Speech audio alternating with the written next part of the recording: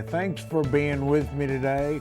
We're going to talk about a lot of important topics today and things to think about in this crucial time in our America's history. We're really at a turning point, whichever way we go. So I hope you'll stay with me today and not just click on for the first minute or two and miss out on some entirely different takes on how things go as I progress through my thoughts.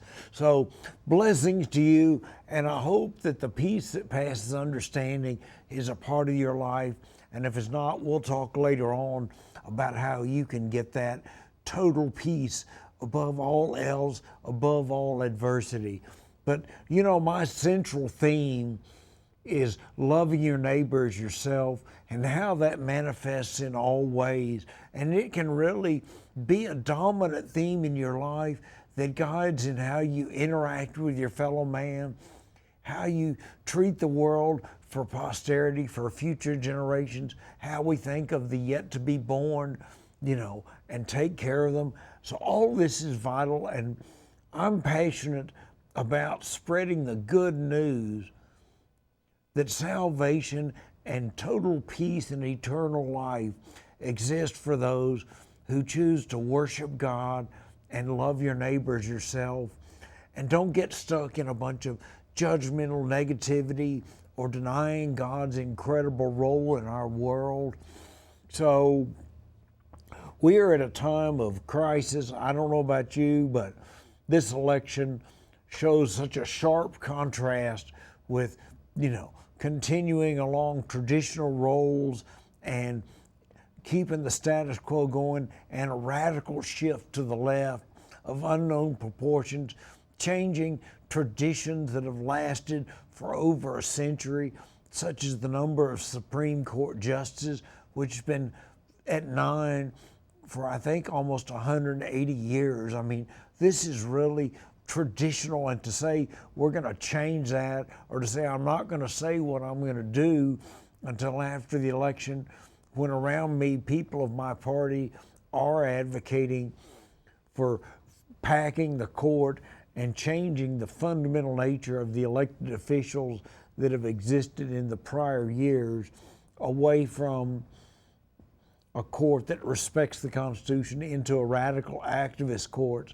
And friends, we could lose so many fundamental rights: freedom of speech, the right to possess a gun for self-defense, the incredible rights that we have to worship freely.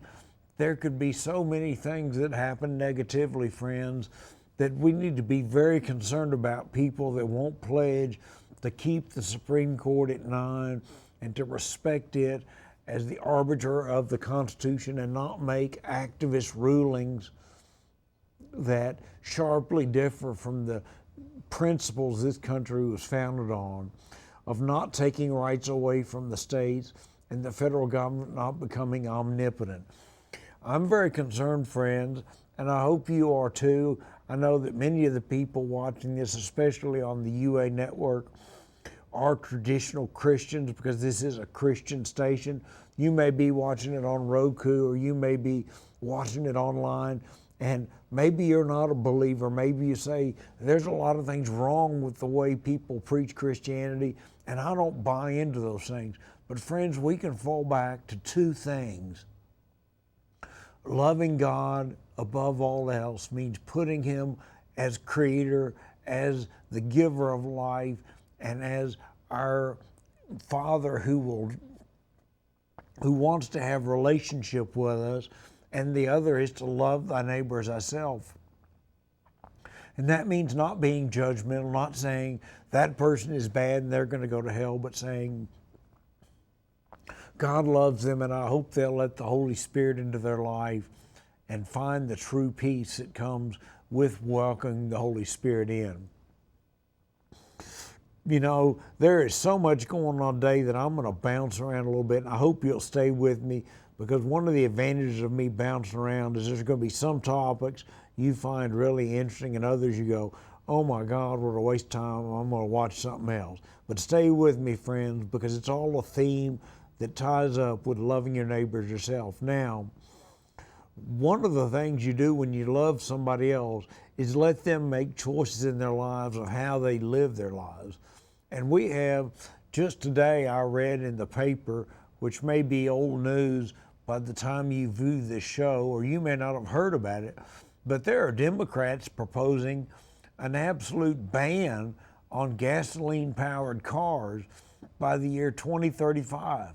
Now, it's easy for a politician to get brownie points talking about doing things that are going to affect people in 15 years, perhaps long after they're out of office, although given how perennial some congressmen are, they may still be in office in 15 years. But, you know, to make lengthy goals that mandate major changes in our society that are going to really take away the incredible freedom and ease that result from a fuel-powered car, of being able to drive it for hundreds of miles and then quickly refill it to drive another 300 miles. Maybe you're on a long road trip and you're trying to get to California from Texas and you want to make it out to Arizona in a long day like I've done. I've taken 500,000 mile trips a day to get to my destination and have enjoyed seeing the panoply of countryside go by. What would it look like if I were driving a car that had to be recharged every 200 miles? It would mean that I had to stop for several hours to recharge my vehicle so I could continue going. So instead of going 500, 600, 700 miles in a day, I might only be able to make 400 or 300. That's if I could find a charging station that wasn't busy. You know, there's all this talk about, oh, we're going to build all these charging stations, but that says nothing to the fact that people are going to have to take hours out of their day to find a charging station, hope it's not packed with cars, get a slot at one of these charging stations, and then wait hours for their car to charge up enough to carry it through for more time. This is a major degradation of quality of life, friend. We've come to rely on cars. Many people don't drive much, and you know, a fill up of gas, if you got an efficient car like a Prius, may last 2 or 3 weeks, you know, but because the range of a Prius could be up to 500 or 600 miles. You know, what's it going to be like for that owner when he goes to 200 miles and he parks on the street or he parks in a parking lot that doesn't have access to a nighttime charger? He's going to have to take hours out of his day every week to go find some place to charge his car so he can continue driving. That is a major loss of quality of life, friends, and nobody takes into account what are we going to get this electricity from if we also have this parallel goal of not using any carbon-based fuels for electricity. That means power is going to be intermittent because the sun and the wind are unreliable, variable sources. These big wind turbines have to have speed in a narrow range to produce power, with the power going down sharply as wind speed declines.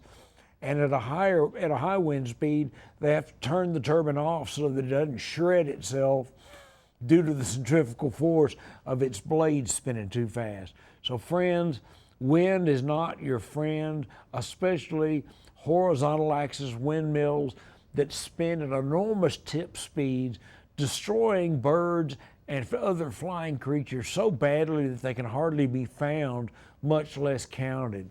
So we need to think long and hard about mandating how man does things instead of allowing engineers and economists and businesses to pick the best, safest, and most reliable ways to make power. And friends, it isn't to go sharply away from natural gas. It is to make more natural gas through biodigestion of waste, and both man's waste, garbage, animal waste, plant waste can all be made into natural gas that's available 24/7, reliable source of power. not short-lived like wind mills and solar panels that have to be replaced in just 20 years. A properly designed biodigester can last for many decades, providing safe, clean, carbon neutral and negative energy that can power America reliably. So friends, when you mandate things and say, we're going to mandate solar, what that means is we're going to buy a lot of solar panels from China, because China makes 60 to 70% of the solar panels in the world. So, and they're deliberately pricing them so that no American company can come in and build a solar panel factory and make a profit. So this is real world. This is getting real. I hope you'll go to the GetRealAlliance.org, sign up for our newsletter, join us on social media, spread the word to your friends. We haven't talked a lot about all the details of climate, but there's a lot of articles on the Get Real Alliance, information. There's a lot of my videos where I talk about a positive solution to climate change that doesn't destroy the modern way of life, that doesn't require us to stop using oil and gas, and makes the world have a declining carbon dioxide level with a more abundant food, faster growing and healthier forests. We can do it all, friends, at an affordable price that will cost us some money, but we can make the world a genuinely better place for posterity, for future generations. And we need to do that, friends. So we don't need to vote for mandated solutions that would be an absolute disaster for the economy. Nobody talks about the danger of relying on electricity too much.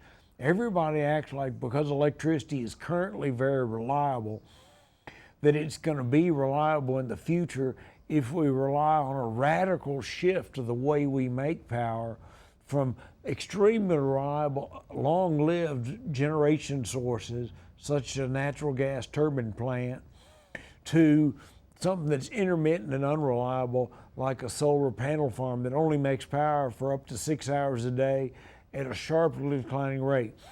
Go to the GetRealAlliance.org website if you want more information on solar. We've got a great article there with actual solar measurements, which the solar industry is conspicuously absent of posting any information about what you really get out of solar on a day-by-day, hour-by-hour, minute-by-minute basis. And friends, it is not reliable. It looks like a horrible graph when you see what solar power really means in terms of actual electricity generated. So we need to strike out. We need to speak for reliable power, even if it costs a little more, if it's reliable and broad-based and allows people the flexibility of being able to fuel their vehicle up in a matter of a few minutes instead of a few hours, with the difficulty of finding a charging station, with the difficulty of the electric grid providing the power to power the charging station. What would your life be like if you had to take 2 hours at lunch once a week to charge your electric car? If you could find a station to do it, it might be 2 or 3 days you have to drive to the charging station to find a charger that's available during the time you need it, because frankly the sun is bright in the middle of the day, it makes a lot of power in the middle of the day. Power declines rapidly as you approach the late afternoon. So even if you want to charge your car at 5 o'clock, there may not be any electricity to do it if we're relying on solar. These half-baked ideas are people trying to regulate how people live and be dictatorial in saying, you can't do this, you can't do that, you can't speak your mind, we're going to censor you on Facebook, we're going to not allow you to share information with other people. There's a lot of dictatorial control that comes from the left. So when you think about your electoral vote this year, think about whether you want to vote for freedom and traditional values or a radical shift away into a much higher level of state intervention in your life, losing some things that may be very important to you. like your freedom to worship with the beliefs of yours, freedom to believe biblical truths that are in the Bible, that God guides us in how to live our lives. So think hard about it, read about it, look at my other shows, go to the Get Real Alliance. We've got a bunch of content on the site that we'd love for you to read through and get an awareness of where we are. My book is still being edited. It's going to be several months before it's out. But it's full of good news. If you sign up for the newsletter, you'll get notification when the book is available and you can buy it. I have a radically different view of proven ways we can turn the world carbon negative while we still use oil and gas. Nobody talks about the fact that if we cut back sharply on oil and gas use, carbon dioxide levels are still going to rise because millions of acres of forest are becoming dead or nearly dead every year, with the incredible amount of dead biomass in them either oxidizing back into the air by decay or burning in forest fires and releasing massive amounts of toxic gases and carbon dioxide in these massive forest fires that are continuing. So friends, the soil is losing carbon due to man's agricultural practices and failure to treat soil life with the respect it deserves, leaving the ground uncovered with growing vegetation to feed soil life. There is a lot going on that will make the carbon dioxide problem remain high or go up, even if we sharply reduce carbon dioxide levels. And what the politicians in liberal blue states fail to recognize is that when China is building countless coal-fired power plants and India is building coal-fired power plants, carbon emissions are going to go up even if America became carbon neutral, which is virtually impossible given our agricultural and timber management practices. Acres are going to desert in America, which means a sharp decline in soil carbon and soil life, going from an abundance of carbon and soil life in the healthy soil to almost none in desert soil. So think hard about it. Join us at the Get Real Alliance. You can make a difference by sharing the GetRealAlliance.org website with your friends.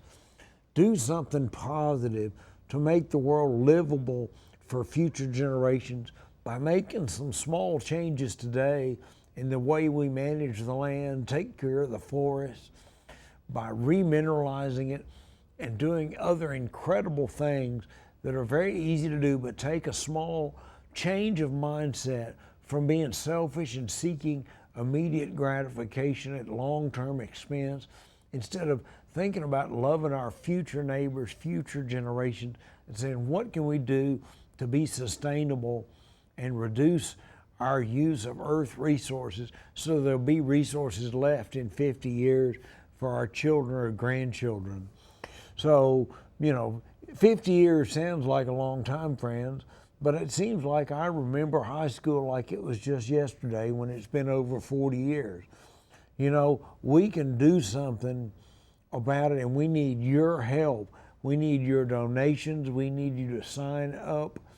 It is vital. And we need you to think long and hard about how you vote, to not vote in very irresponsible, destructive, and anti-Christian political platforms that really will destroy America as we know it. Now, we need to make a lot of changes, and I'm not an apologist for the Republican Party because it needs to change its position on lots of issues as well. But by joining the Get Real Alliance, you can help say, I support positive solutions. I support rational solutions. I want people to get real about problems, really practical, and not say that somehow an unreliable power source that only makes power for 6 hours a day can power my life. That is absolutely ridiculous. Today in Dallas is a partly cloudy day. Solar power would be doing this all day, up and down. You might have 600 watts from a meter, square meter, which is the size of this table, to 100 watts per meter. What's that do to your house if you're trying to use your computer or use your dishwasher, your microwave, and all of a sudden you have a blackout that shuts you down? I don't know about you, but I hate blackouts. No matter how short they are, they shut my computer down and leave me stranded, and it's a bad feeling having to restart everything and reopen everything.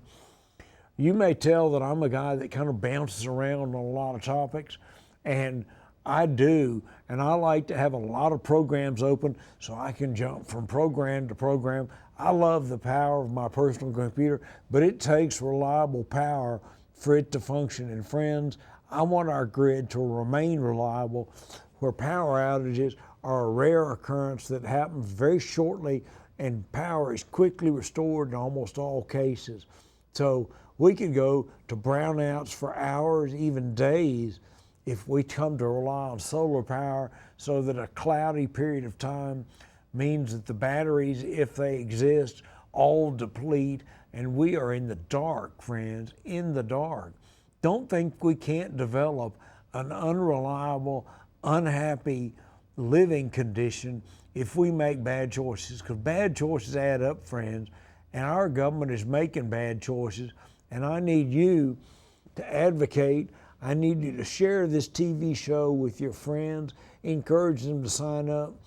Go on to our YouTube link, join us, subscribe to us, help us know that you're finding this show inspirational, bringing you to a closer relationship to God, making you feel better that you're doing your part to help make the world a better place. And you can do it by sharing the good news, sharing this show, tuning in every week. I'm going to talk about different issues, but I have a common theme, and that is the commandment that really makes a difference in everyday life, which is to love your neighbor as yourself. So we can do it, but I need you to join us. I need you to support us. I need you to say, yes, David, I like what you're talking about.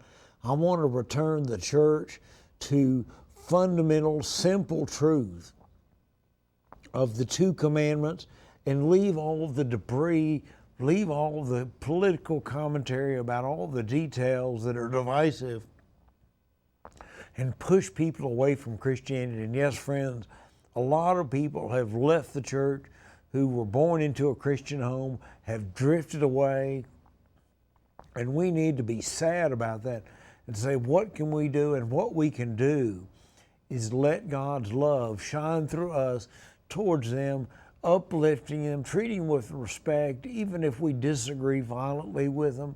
We should never be violent in our disagreement. We should always be civil. We should always be respectful of our fellow man as a fellow children of God that needs our respect and needs our love, even if we disagree immensely with them.